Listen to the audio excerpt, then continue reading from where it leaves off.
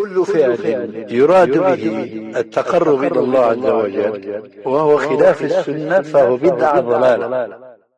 So if they desire unity, all of these jama'at and firaq, these sects, they shouldn't be given the term jama'at, they should be called firaq and not jama'at. They are not jama'at, because jama'at is jama'at wahida, and that is the jama'at of the Sahaba and those who follow their way. As for everything else that breaks away from it, then they are the firaq. They are the sects of misguidance. So if they desire, these groups and these ahzab and these parties, if they desire unity of the Muslims, then upon them is to rectify their aqeedah first.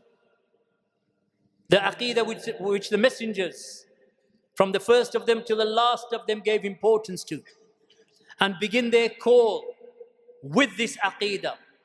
If they make this aqeedah, that the Prophet ﷺ and his Sahaba and the Tabi'een and the Atba'u Tabi'een and the A'immatul Huda, the great Imams who were upon right guidance, were upon, then if you prioritize that first and foremost, if you have one aqeedah, then you will have a united ummah. And this is why the strength of Islam in its early days, especially in its first 120, 130 years, this is why Allah subhanahu wa ta'ala gave strength and glory to the Muslim ummah. That was the true golden age of the Khilafah Rashida and Banu Umayyah. When Islam spread from the Indus River in modern day Pakistan and Multan and Sindh in modern day Pakistan, all the way to the west, into Spain and Portugal and southern France. That was all in the time of the Khilafah Rashida, all the way through to the end of Banu Umayyah. And the more innovations in aqeedah and misguidance entered into the ummah, the more strength that they gained, the weaker the ummah became, up until its eventual downfall, where in a singular period of time, at the end of the time of Banu al-Abbas, when practically the whole of the ummah was annihilated by the invasions of the Mongol armies and the Tatar and the Mongols. In a singular town or a singular region of northeast Iran, which is modern day Iran today, in Naysabur, which is the birthplace of Imam Muslim ibn al-Hajjaj. When you say Sahih Muslim, this is where he was born, non-Arab. Born in modern day northeast Iran, bordering onto Afghanistan, and in the north Turkmenistan. The Mongol armies entered that area. Umar ibn al-Khattab, in his time, his armies conquered Naysabur. 6 centuries later, in the 620s, 6 centuries later practically, the Mongol armies entered and they slaughtered 1.7 million Muslims. In the time of Banu al-Abbas, when the philosophers and Neoplatonism entered into the ranks of the Muslims, and the Shia and the Rafida became powerful, and the Mu'tazila were leading the way in theology, ilm al-kalam and theological rhetoric and speculation, and the philosophers held sway, and the Mu'tazila held sway, and the Ash'ariyya held sway, and the graves became widespread in the Muslim ummah. So the borders of Islam were made open as a humiliation from Allah subhanahu wa ta'ala. And we saw the slaughter of millions of Muslims. But when the aqeedah is correct, then the victory of Allah comes. When the aqeedah is sound, the victory of Allah comes. So those people were slaughtered, from our brothers, from our sisters, from those who preceded us. And many of them, subhanAllah, it was an innocent slaughtering. The leaders of bid'ah are the ones who misguide the amatul nas.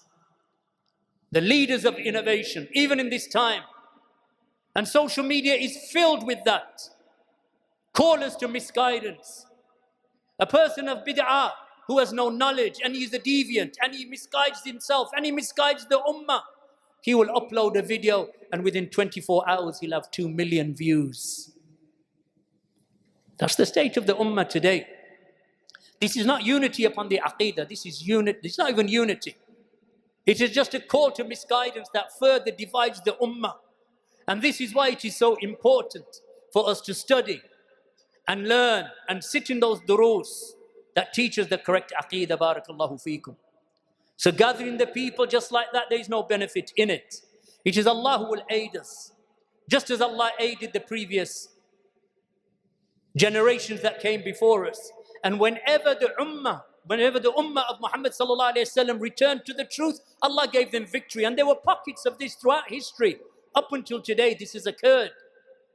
So it's not when the Mongol Empire or the Mongol hordes and the Tatar that they invaded under Genghis Khan, that was the end of the ummah. No, Allah revived them again, and Allah revived them again.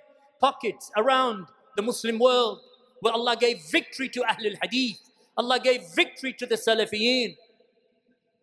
But that only occurs, my brothers and sisters, when we return to the truth and we teach the aqeedah. When we think that something else is the foundation of unity, we are mistaken. The A'immatul Arba'a, Abu Hanifa and Malik and Shafi and Ahmed, and the Ashab Kutub al-Sitta, Bukhari and Muslim and Abu Dawud and At-Tirmidhi and Nasa'i, Ibn Majah, and the Ashab of Hadith, Ashabul Hadith, Muhaddithun, other than them like Ibn Khuzaymah, Al-Hakim, Ibn Hibban, and other than them Ibn Abi Shaybah. These ulama of the Salaf, their aqeedah was one. How do we know? Read Kitab al-Sunnah from Abu Dawud. Read Kitab al-Sunnah in Ibn Majah. Read Kitab al-Iman in Sahih Muslim. Read Kitab al-Tawheed in Sahih al-Bukhari. Read Sharh al-Sunnah. Read these works and you will see how their aqeedah was united. And when their aqeedah was united, Allah gave them strength.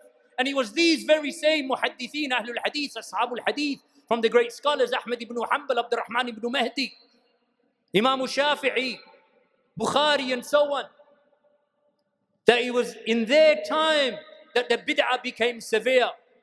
And it was in their time that they wrote their books of hadith and their books of clarification to clarify the truth. And in this time we have their equivalents. We had Muqbil bin Hadi al-Wadi'i. We had Muhammad Nasiruddin al-Albani. We had Abdul Aziz bin Baz. We had Muhammad Aman al-Jami.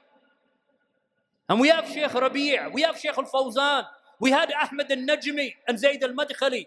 It's not like the ummah lost its noble ones and its defenders. Allah raised them again. But when the Amatul Nas ignore them and the people turn away from them and the people do not read their works and they do not learn their aqeedah correctly, then the downfall of the ummah will inevitably occur. And that's what you're seeing in the world today. The weakness of the ummah is due to its weakness in aqeedah. That the carriers of aqeedah are the ones who are frowned upon. They are the ones who are turned away from. The carriers of this aqeedah to sahiha, from the scholars and the mashayikh and the students of knowledge who try to teach the people. So they give a dars and 10 people sit. But when an innovator comes singing and dancing and singing his nasheeds, then you'll see 10,000, 20,000 people turn up, because that's the state of the ummah today. That's the state of the ummah. You want glory for the ummah. You want the enemy to stop attacking us. You want Allah to give you strength. Study this aqeedah. Study Al-Wasitiyah of Ibn Taymiyyah, At-Tadmuriyah of Ibn Taymiyyah, Kitab al-Tawheed of Muhammad bin Abdul-Wahhab, Usul al-Thalatha of Muhammad bin Abdul-Wahhab. Study Usul al-Sunnah of Ahmad ibn Hanbal, Sharh al-Sunnah of Al-Barbahari, Aqeedah Tahawiyah of Abu Ja'far al-Tahawi with the explanation of Sheikh al-Fawzan. Study these works. Teach it to your families. And when you act upon it in your worship, your outward ibadah is built upon this foundation. And you teach that to your children. You will see, and even if you don't see, the next generation or the generation after that will see the fruits, the sweet fruits of this da'wah, barakallahu feekum. May Allah subhanahu wa ta'ala give us tawfiq in this regard. May Allah subhanahu wa ta'ala strengthen the Muslim ummah through its aqeedah. And may Allah subhanahu wa ta'ala unite our ranks upon the haqq.